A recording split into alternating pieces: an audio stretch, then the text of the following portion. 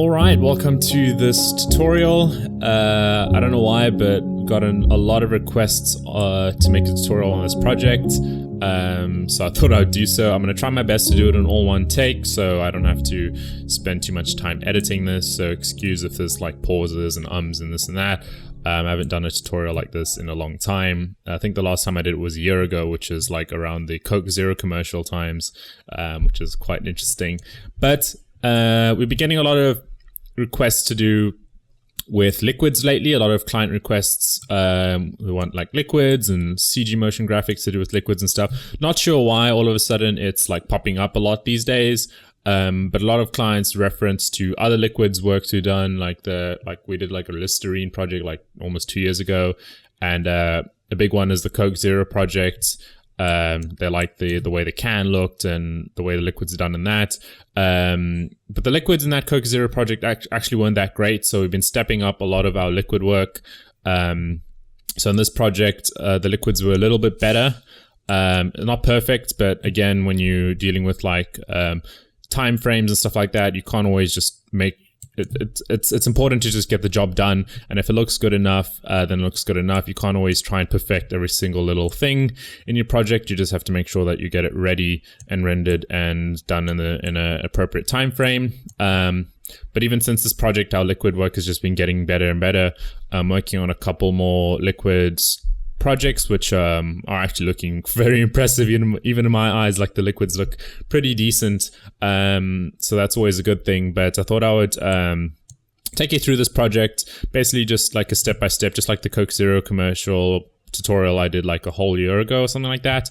Basically just taking it from the ground up, how the coffee beans were done, how the scenes were kind of set up, and then obviously the liquids. But you'll start to see how it depends on your skill level, but you'll start to see how kind of simple this project actually is once I kind of break it down. But it can seem complicated when I deal with it when I get to the liquid section. But it's very simple. So we've got like our music file here. A lot of people ask where I get my music from. So this is from Epidemic Sounds. In the past, I've kind of gotten them from different places like Audio Jungle and other music services that give you copyrights to publish the work commercially and all that.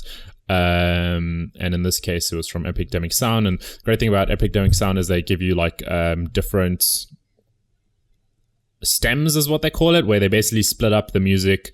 They give you different files for the beats and the piano sounds and the voice and all that. So you have a lot of customizability with what you want to do with the sound. If you don't want all the drums playing in your actual soundtrack, you can completely remove that out, which is great.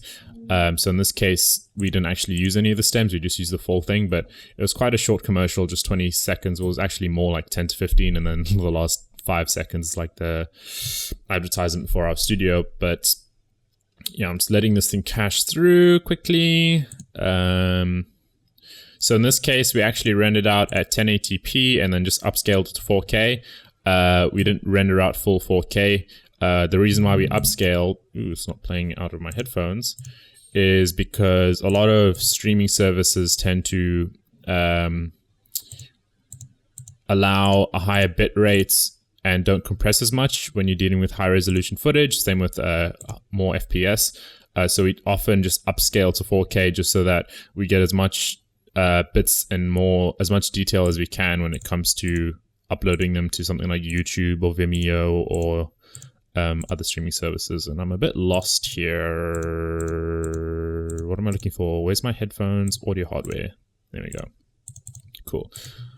So, got our soundtrack here. Per usual, you just kind of cut the scenes where you think will best fit. So here is a good indication of where some of the cuts could be on these like spikes. If you're looking at the waveform here, so there's a spike there, spike there, spike there. You don't even have to listen to it, but you can tell it could be a cut there, could be a cut there, could be a cut there, could be a cut there. Where all the spikes are generally is, if you want an easy formula to doing like commercials and stuff, could be a good place to do cuts. So in this case, we did the text to the cuts instead. So got like a vector file of the logo, and then you just like literally just place masks around different parts of it, and then you can kind of just appear certain parts of the logo wherever you want it to, and then kind of cuts like that. So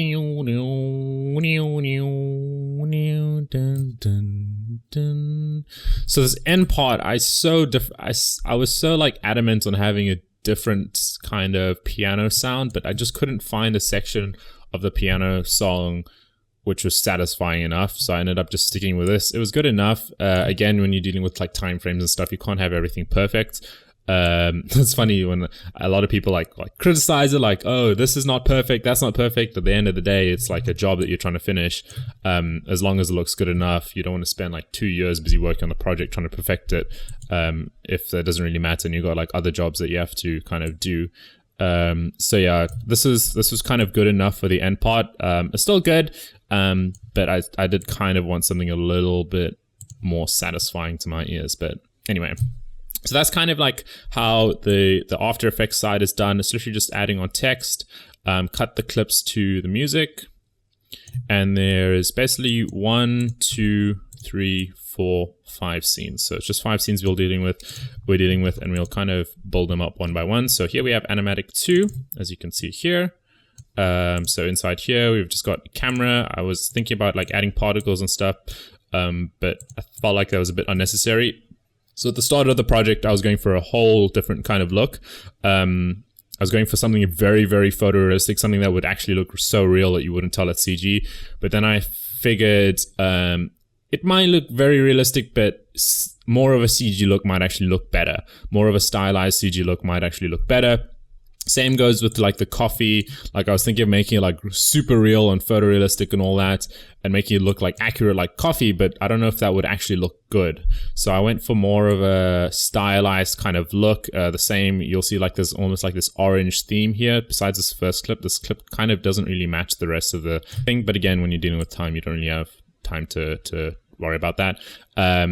So I was going for more of a stylized kind of CG look, and in the end that did look better. I did start off with something that was very, very photorealistic, but I was like, I don't know if this actually looks that appealing to the eye. Don't know if it looks that great, even though it's like super photorealistic. So in the end, I was just like, let's just stylize it a little bit and not push too far on the photorealistic spectrum. At the end of the day, you want it to look good. So yeah, here, I forgot where I was, but oh yeah. So I was adding in like particle effects and like dust and smoke and all sorts of stuff, and I kind of deleted a lot of it, but in the end I was just like, hey, let's just not do any of those particles and stuff. So I left all the particles and that off, and I was just like, let's just keep it a little bit more on the CG spectrum, nothing too hectic, and just something more basic. And then I was also like doing some color grades and like going for more of those like coffee commercial color grades and going for that look, and I ended up turning a lot of that off. I was like, hey, let's just keep it simple, stylized. Here as well, I kind of had like this kind of coffee. It's not as easy to see here. Maybe this one had it. So here I was playing out with like some more of like these punchy contrasty color grades. I was basically going for like the whole kind of coffee commercial. If you Google like coffee commercials, you'll see a lot of that. Where am I? Getting lost here.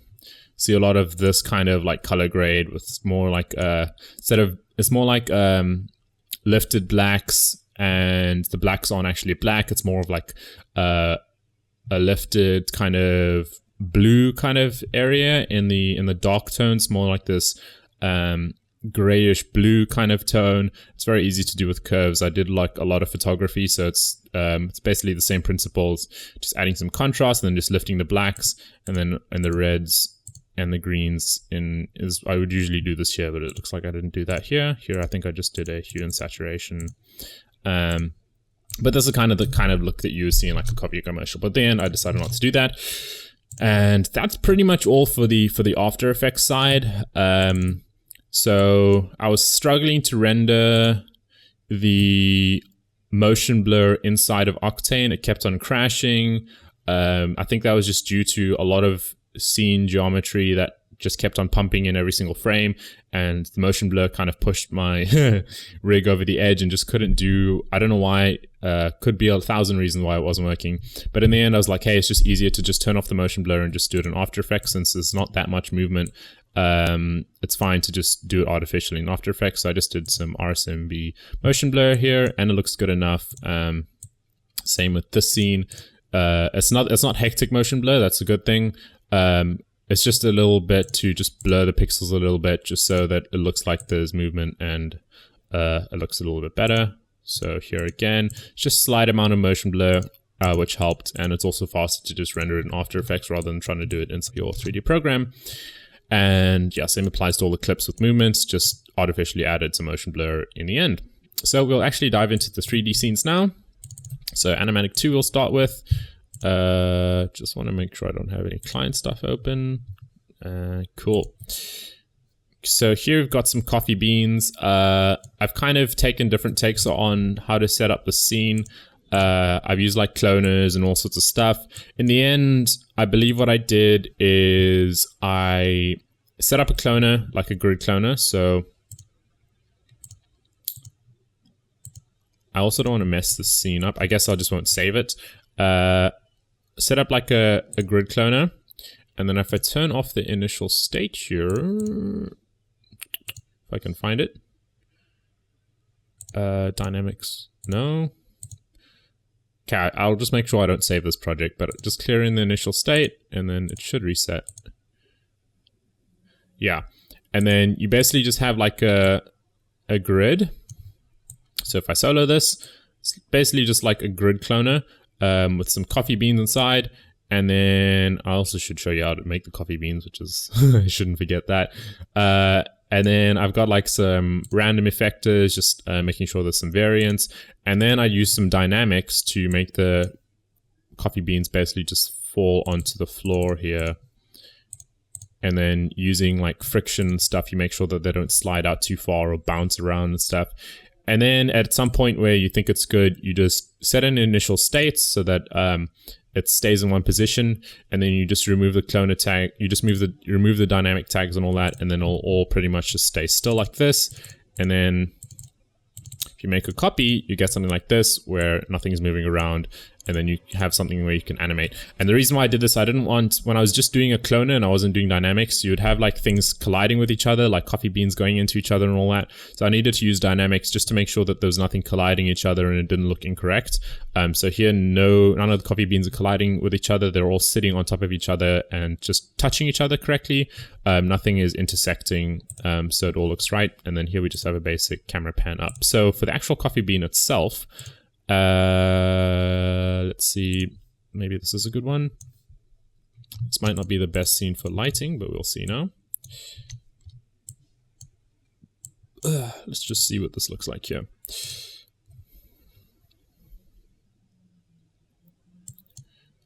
Dun, dun, dun, dun. We'll just go out the camera and then do that. Okay. So the coffee bean itself, I found this coffee bean off of the internet. I just Googled like coffee bean 3D models and stuff. I could have modeled this out, but again, didn't have time. Honestly, didn't even feel like doing it. I figured I could just buy a coffee bean model that was really made and all that somewhere on the internet.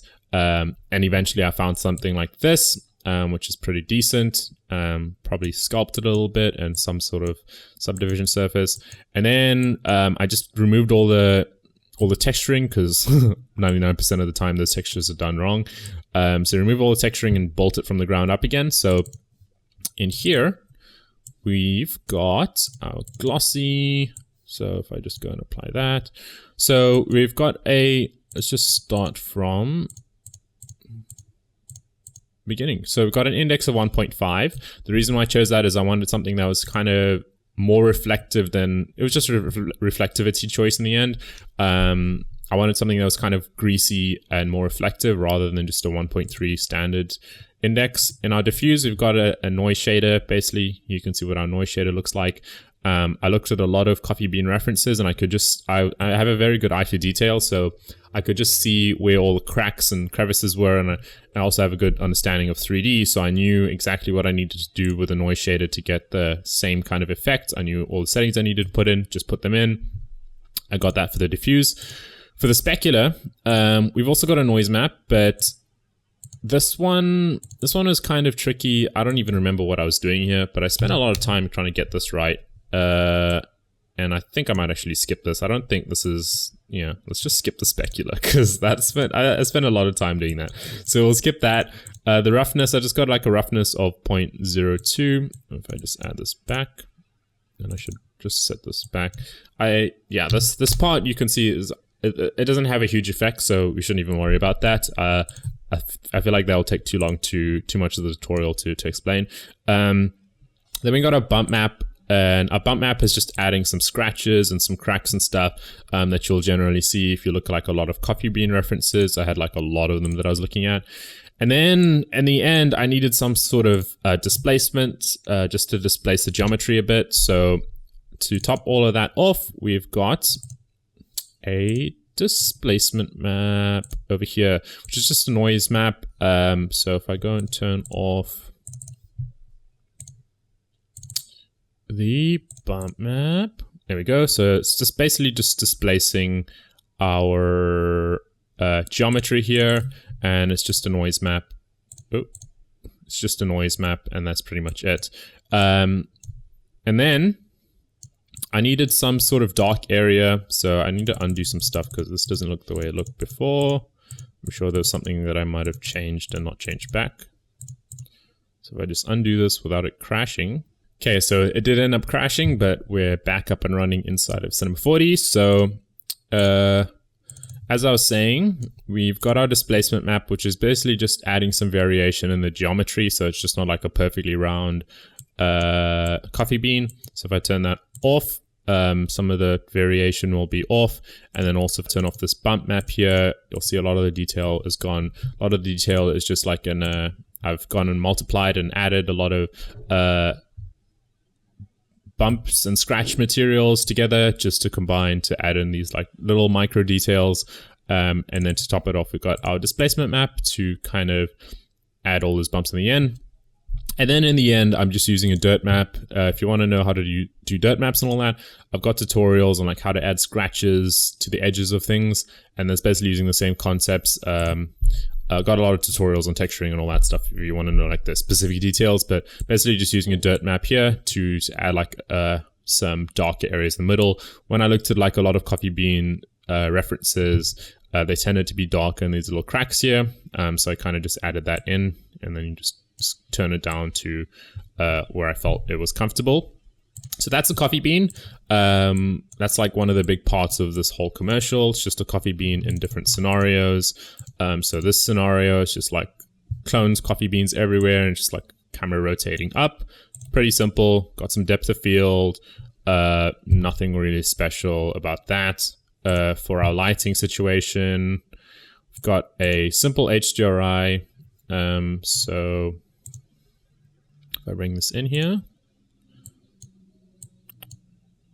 you'll see it's just a simple HDRI lighting up the whole thing. If I view from there, you can see it's just an HDRI, and then a lot of depth of fields just to get that like macro look. I also used high depth of field just because in this case, the text was there, and I didn't want like a lot of detail in the background and stuff. I didn't want your eye to get distracted. I wanted you to look right here, and then the text will come on, and you'll pretty much the only place you can really look is on the text here, and this straight line here. The front is very blurred and the back is very blurred. Makes you look at the logo and the branding, which is why I chose high depth of field there. So next scene, if I go and close you,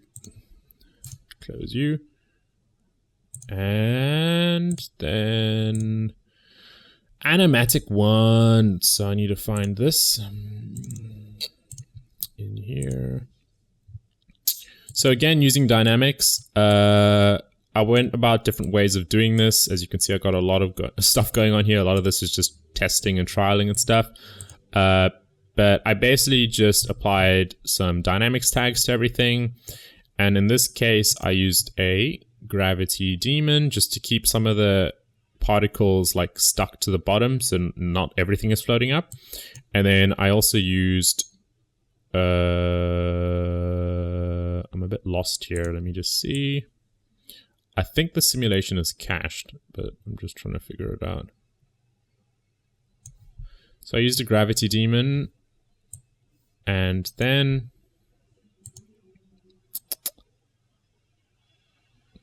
yeah, I think that's pretty much all I did.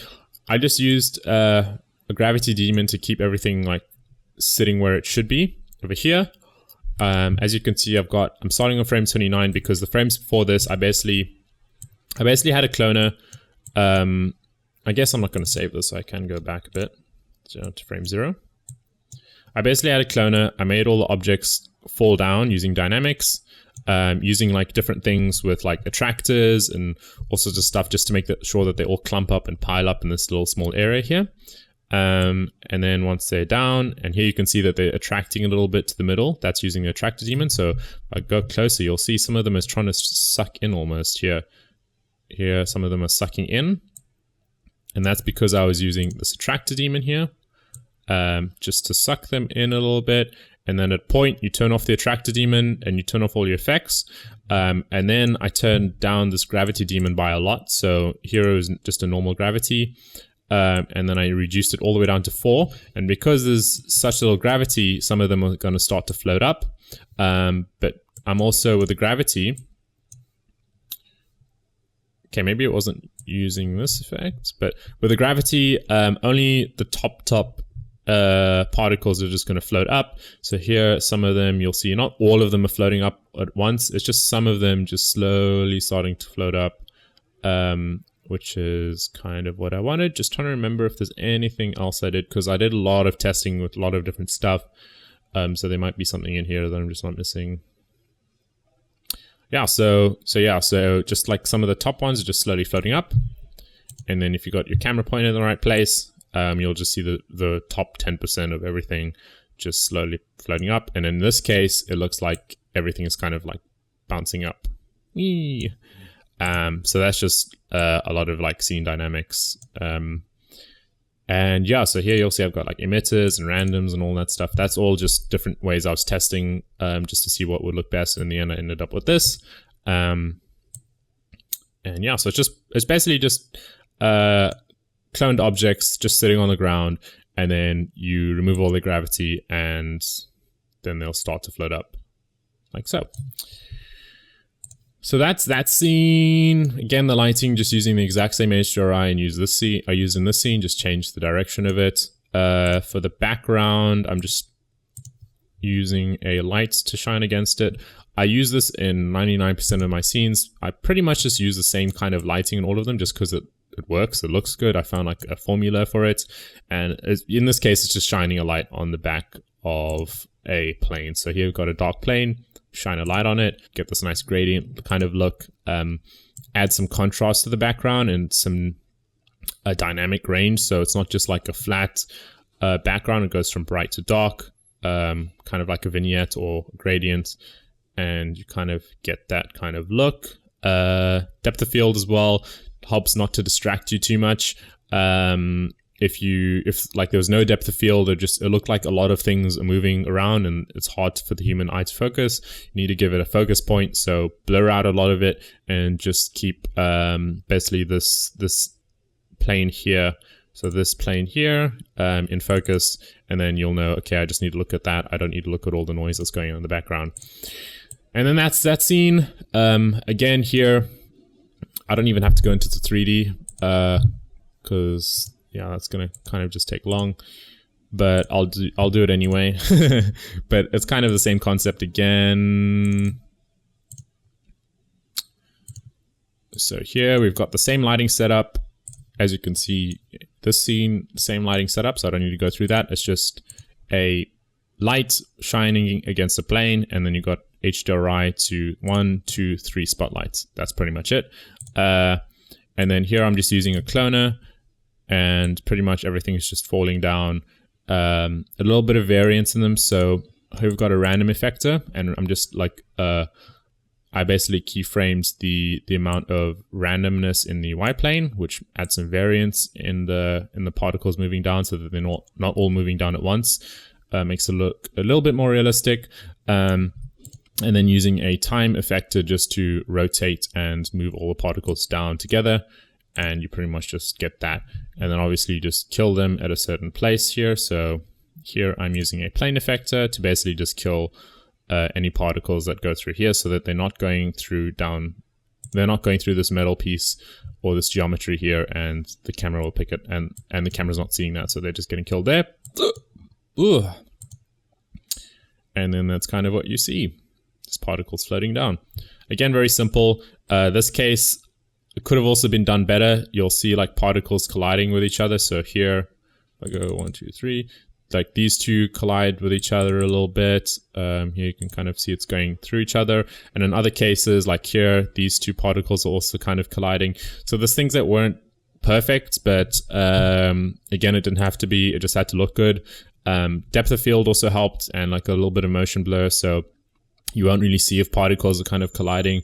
Objects are kind of, I keep saying particles. If objects are kind of colliding with each other in the background, you won't really notice it because of the depth of field. Again, if you have a deadline, you just need to get this done. You can't really spend all your time trying to make it super perfect. It just has to look good. So that's how the scene was pretty much done. Then now we get to the liquids. So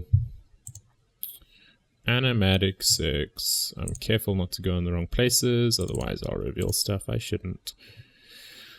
Okay, so now we're dealing with Realflow. So again, same lighting situation as the previous scene, don't need to go through that. This is just a cylinder. I don't have to explain everything, but some people still don't always get this. This is just a cylinder, and you just smooth it out, and then that's pretty much it.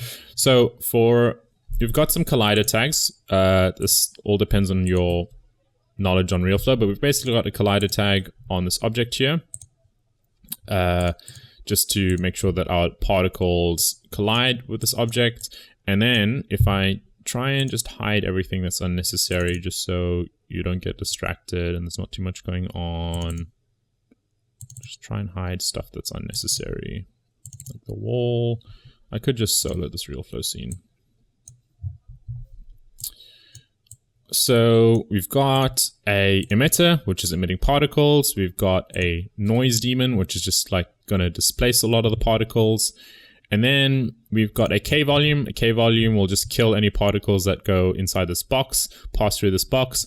K-speed is just going to limit the speed of the particles so that they're not going too fast. A drag daemon is basically just like air resistance. I use it just to stabilize a lot of my simulations. It kind of slows down the particles acceleration, so it basically stabilizes the scene. And then gravity, just to make sure everything's falling down. And then another noise field, just again to just displace all the particles. So if I solo this whole scene, and let me just play this back. Okay, let's play this from the beginning because I only rendered a certain section of this. So now if we simulate this, you can see our emitter is emitting particles. It's passing through our noise daemon just to add some noise there. And then it passes through this noise daemon, which starts to disperse them into little pieces. And then once it goes into this box, they'll start to get killed because they're out of scene. You don't need to waste time computing particles that you're not even seeing. So once it goes past there, it's going to get killed. But in this case, I don't think it ever reached that point. I did have like a 200 frames at one point, so they were kind of getting killed at that stage. And yeah, so our fluid, we're just using standard PBD particles, a little bit of surface tension just to like clump some of the particles together to get this kind of like blob kind of droplet looks. And it doesn't like, it basically just makes it look a little bit more like a, what's the word? Foamy kind of liquid rather than a thin clean liquid. It's more like a foamy kind of thicker kind of liquid. So the surface tension helps with that a little bit, just clumping them together a little bit. And then you just simulate it, and then it comes down like this. So scene scale played a big role into this as well. If you look at a cube that's like 10 by 10, you'll see that's kind of the size here. So I went for a bigger scene scale. I've been doing that a lot recently, not always going for like a 1-to-1 scene scale to the real world. It actually makes simulating a lot faster as well, a lot easier. It played a big role in making the particles look a lot bigger. So this doesn't look like a small kind of pouring water. It kind of looks like a huge kind of flood going through, which is kind of like a creative direction choice. I wanted it to look like this powerful kind of liquid pouring through rather than just like this little cup of water just like slopping through this hole. So I went for like a bigger scene scale, also solved a lot of other problems, but that was also one of the reasons. And yeah, so that's pretty much all the technical sides.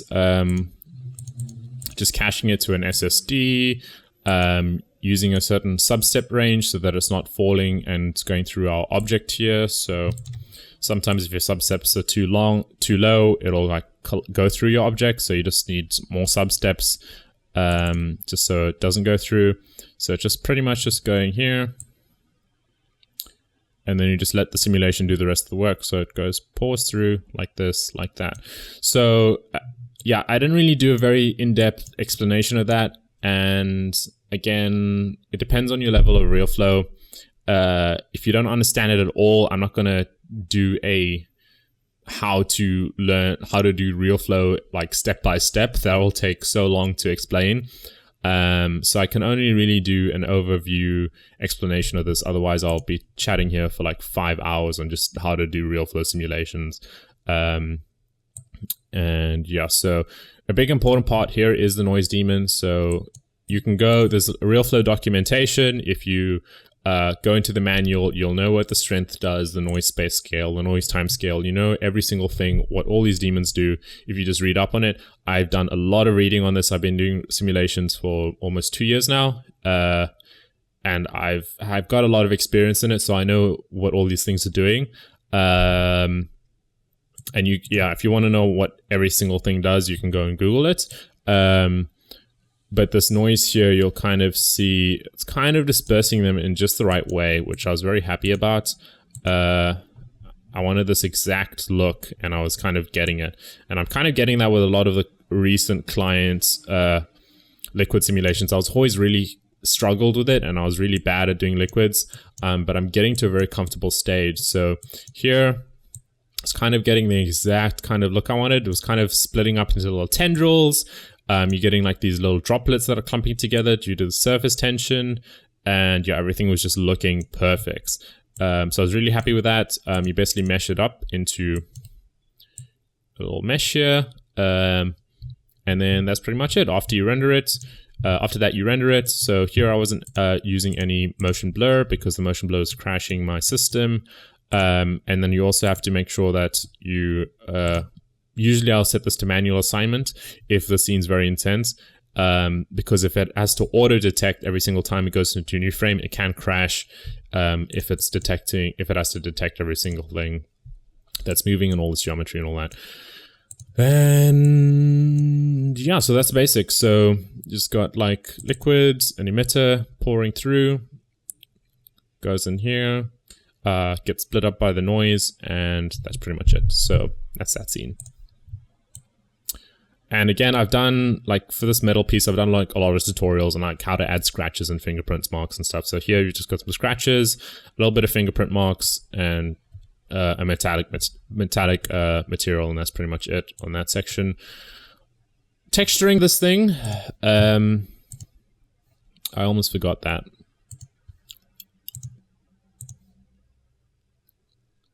Let's take a look. Okay, then I need to turn on some of these lights again, which I might have... Okay, let's not focus on... why are some of these lights off?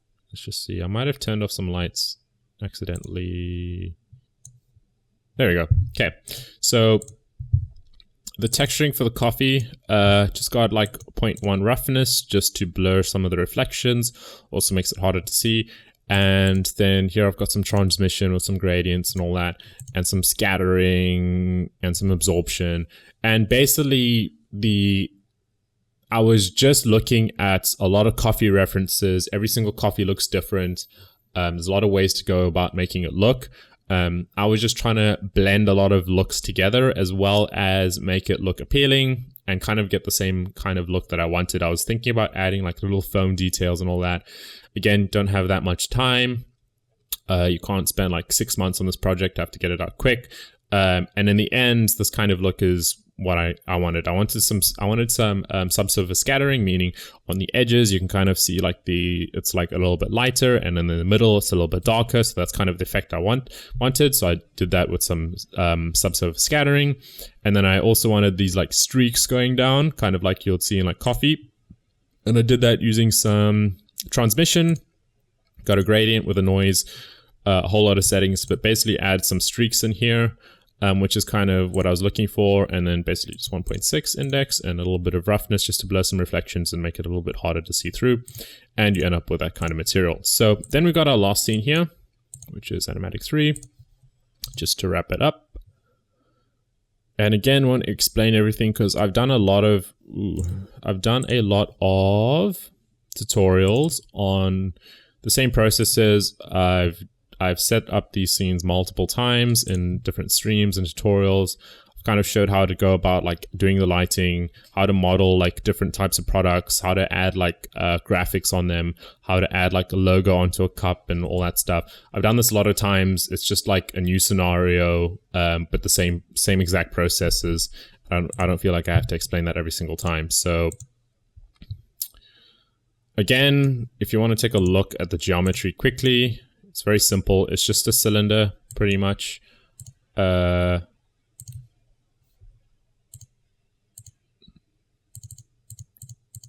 Oops. So here, well, in this case, it's actually just a square, but it's just a square or cube, and then you just smooth it. You get that, and then added some thickness to it. So if I add in the lighting here, so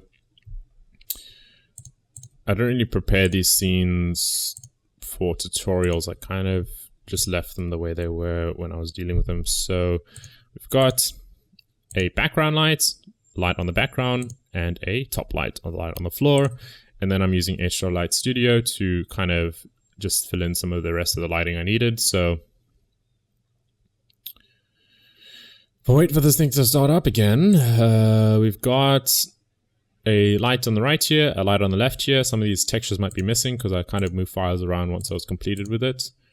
And yeah, so there's a bit of missing textures where this logo was and that logo was. I don't want to spend time in this tutorial doing that.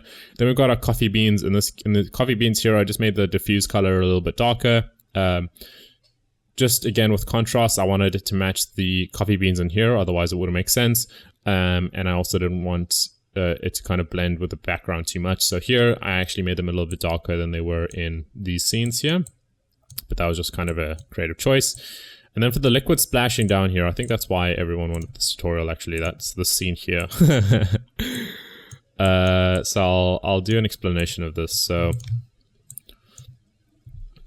I've been dealing with a lot of like liquid projects recently, like I said. And often there's multiple effects going on. And it takes a long time if you're putting all of those different effects into one scene. So I've been splitting up different areas of particles into different scenes to make life easier. So if I want to change like this thing coming down and I don't want to change the rest, you split it up into two and you can just cache one out, cache the other one out, and whichever part you want to change, you can change, and the rest will stay the same. So here we've got like our scene B here, which is our splash, and we've got our scene A. Scene A is very basic. If I go and isolate this, you can see it's just like emitting with a noise daemon. The noise daemon is just adding some variation where the particles are going. And then you just use an KH daemon, which is basically just cutting off particles after a certain lifespan. So once they go into the cup here, they'll just cut off. They're not going to interact with anything. They're not linked to any colliders or anything like that. That's going to slow down the simulation, and that's it. Then use our sheeter daemon just to fill in any gaps or any holes that you might be getting in your particles. Just like generate some particles in there, so it's like a nice smooth kind of simulation. And we've also got like some K volumes and stuff just in case, just to kill any particles that might be disappearing. Some gravity, some drag, some basic stuff. So it's fairly basic, just emitting particles and then using a noise daemon for that. So that's our scene A.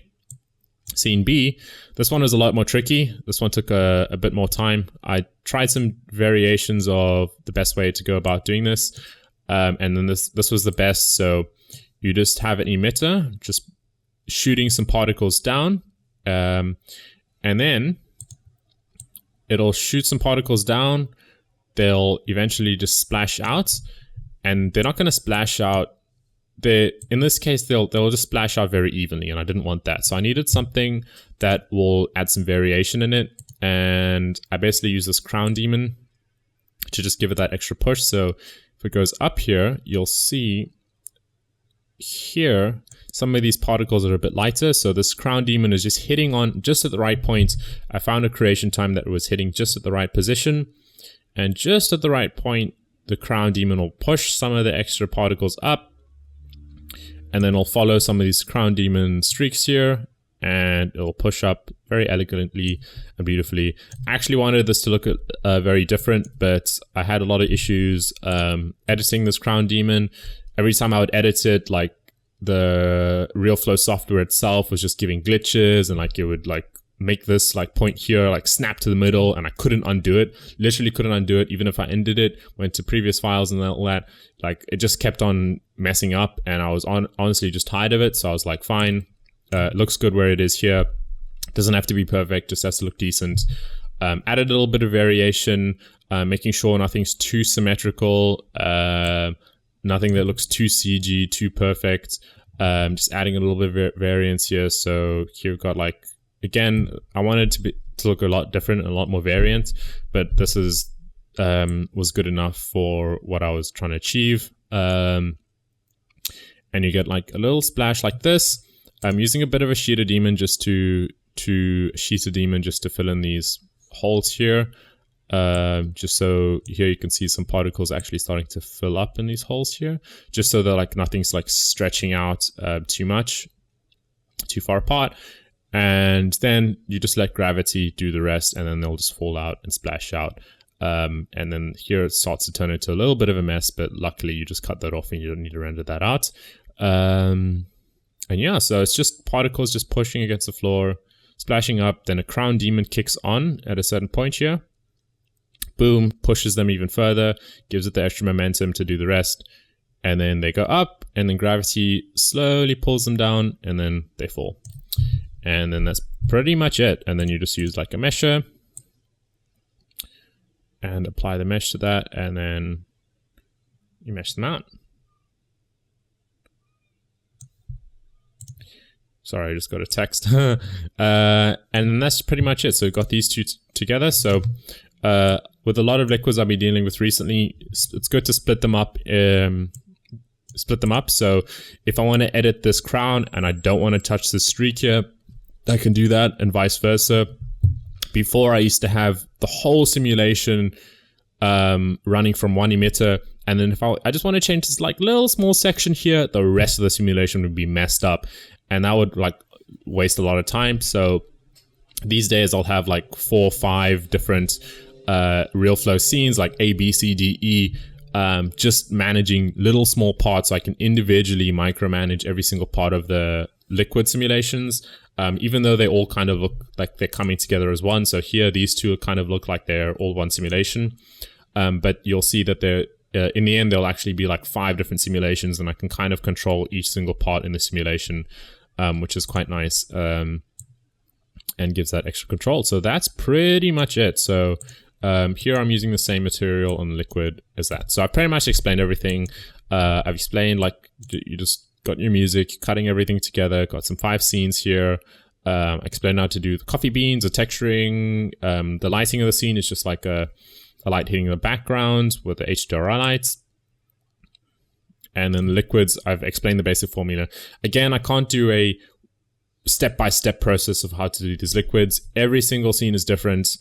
And you kind of just need to do your own research and like get a good understanding of Realflow first, and then yeah, in future tutorials, if I post more client work with like liquids, I might do tutorials on those. But again, it's very difficult to just do a step-by-step process, especially if you don't really understand Realflow that well. But if you do, then this should be good enough for you. So yeah, that's my tutorial. Hope you enjoy. If you want to get your free guide, you can get it in the description below. This project file is actually on my Patreon as well. If you want to download all these project files and dig into it, feel free to do that.